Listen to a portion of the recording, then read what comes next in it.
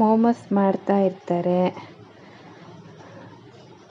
ಅದಕ್ಕೆ ಜೀವ ಬರುತ್ತೆ. ಒಬ್ಬ ತಂದೆ ಮಗ ಇಟ್ಕೊಂಡು ಮೋಮೋಸ್ನ ತಿನ್ನೋಕ್ಕೆ ಹೋಗ್ತಾನೆ.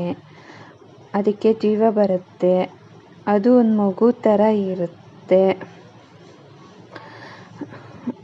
ಅವನು ಅದನ್ನು ಎತ್ತಿಕೊಂಡು ತುಂಬ ಪ್ರೀತಿಯಿಂದ ಸಾಕ್ತಾನೆ. ಅದು ತುಂಬ ಓಡಾಡೋದು, ಅದ್ರ ಜೊತೆ ಆಟ ಆಡೋದು, ಅದನ್ನು ಆರೈಕೆ ಮಾಡೋದು, ಅದಕ್ಕೆ ಏನಾರ ತಿನ್ನಿಸೋದು, ಅದನ್ನು ಆಚೆ ಕರ್ಕೊಂಡೋಗೋದು, ಅದಕ್ಕೆ ಏನಾರ ಕೊಡಿಸ್ಕೊಂಡು ತಿನ್ಕೊಂಡು ಬಸ್ಸಲ್ಲಿ ಬರೋದು, ಆಟ ಆಡೋದು, ಪಾರ್ಕ್ ಕರ್ಕೊಂಡೋಗೋದು, ಅದನ್ನು ಸ್ನಾನ ಮಾಡಿಸೋದು, ಪ್ರತಿಯೊಂದು ಹಿಂಗೆ ಮಾಡ್ತಾ ಇರುತ್ತೆ. ಆಟ ಆಡೋದು, ಫುಟ್ಬಾಲ್ ಆಡೋದು, ಅದಕ್ಕೆ ಏನಾದರೂ ಒಂದು ಇದು ಮಾಡ್ತಾ ಇರೋದು.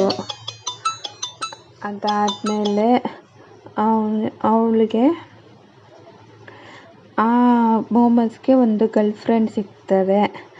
ಗರ್ಲ್ ಫ್ರೆಂಡ್ ಜೊತೆ ತುಂಬ ಮಾತಾಡೋದು, ಅವ್ನು ಸಾಕಿರೋನ್ನ ಕೇರ್ ಮಾಡದೇ ಇರೋದು, ಅವನಿಗೋಸ್ಕರ ಏನೇ ಅಡುಗೆ ಮಾಡಿದ್ರು ಅವ್ನು ಇಗ್ನೋರ್ ಮಾಡೋದು. ಆಮೇಲೆ ಆ ಫ್ರೆಂಡ್ಸ್ ಜೊತೆ ಸೇರೋದು.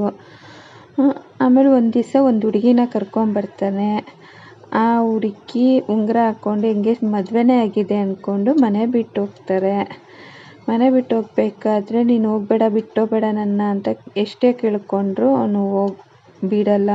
ಅವನು ಹೋಗ್ತೀನಿ ಅಂತಾನೆ. ಅದಕ್ಕೆ ಅವ್ನು ತಡೆದ್ಬಿಟ್ಟು ಅವನ್ನ ನುಂಗ್ಕೊಬಿಡ್ತಾನೆ.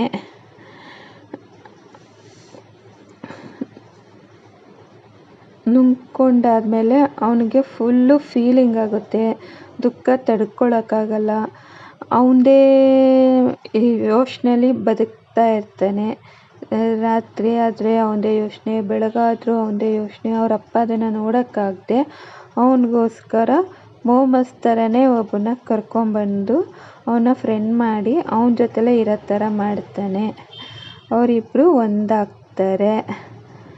ಅವ್ರ ಜೊತೆಲಿದ್ದು ಅವನಿಗೋಸ್ಕರನೇ ಮಾತಾಡಿ, ಅವನಿಗೋಸ್ಕರ ಇದು ಮಾಡಿ ಎಲ್ಲ ಮಾಡಿ ಅವರಿಬ್ಬರು ಒಂದಾಗ್ತಾರೆ.